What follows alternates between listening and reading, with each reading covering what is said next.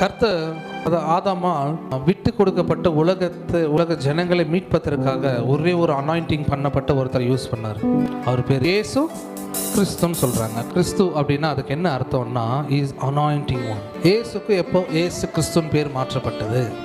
அது அந்த வனாந்திரத்தினுடைய அந்த 40 நாள் முடிச்சப்புறம். 40 நாள் எதனால சோதிக்கப்பட்டார்? பிசாசுனால் சோதிக்கப்பட்டார். பாடியில் இல்லை, மைண்டில். இது எப்போ தெரியுமா ஸ்டார்ட் ஆகும்? உங்கள் மேலே ஒரு அனாயிண்டிங் ஊற்றுன அப்புறம் இந்த டெம்ப்டேஷன் ஸ்டார்ட் ஆகும். இல்லை உங்கள் மேலே ஒரு வாக்கு தத்துவம் விழும்போதோ, இல்லை உங்கள் மேலே ஒரு ப்ராஃபஸி விழும்போதோ டெம்ப்டேஷன் ஸ்டார்ட் ஆகும்.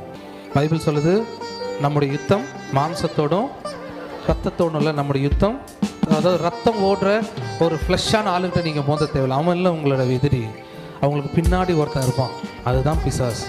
அப்போது பிசாசனால் வர டெம்ப்டேஷன்ஸை நீங்கள் ஜெயிக்கும்போது உங்கள் வனாந்திரம் வயல்வெளியாய் மாறுகிறது.